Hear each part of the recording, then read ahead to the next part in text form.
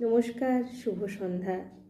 রবীন্দ্র স্মরণের আরও এক পর্বে আপনাদের সবাইকে স্বাগত।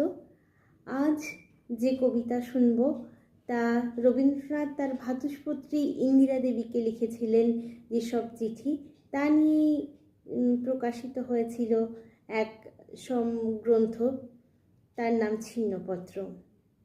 আসুন শুনে নিই। কবিতা আমার বহুকালের প্রেয়সী।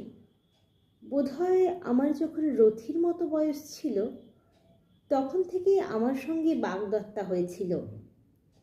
তখন থেকেই আমাদের পুকুরের ধারে বটের তলা, বাড়ি ভিতরের বাগান, বাড়ি ভিতরের একতলার অনাবিষ্কৃত ঘরগুলো এবং সমস্ত বাহিরের জগৎ এবং দাসীদের মুখের সমস্ত রূপকথা এবং ছড়াগুলো আমার মনের মধ্যে ভারী একটা মায়া জগৎ তৈরি করেছিল।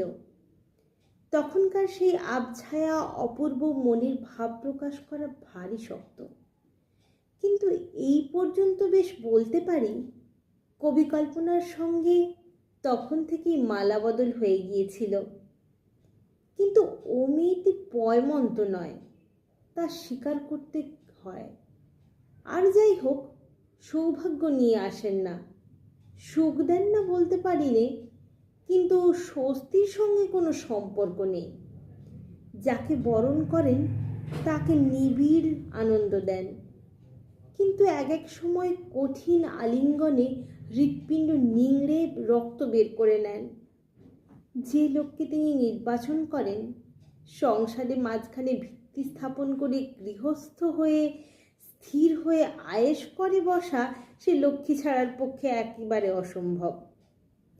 কিন্তু আমার আসল জীবনটি তার কাছেই বন্ধক আছে। সাধনায় লিখি আর জমিদারি দেখি। যেমনি কবিতা লিখতে আরম্ভ করি অমনি আমার চিরকালের যথার্থ আপনার মধ্যে প্রবেশ করি। আমি বেশ বুঝতে পারি এই আমার স্থান। জীবনে জ্ঞাতসারে এবং অজ্ঞাতসারে অনেক মিথ্যাচরণ করা যায়, কিন্তু কবিতায় কখনো মিথ্যে কথা বলিনি। সেই আমার জীবনের সমস্ত গভীর সত্যের একমাত্র আশ্রয়স্থান।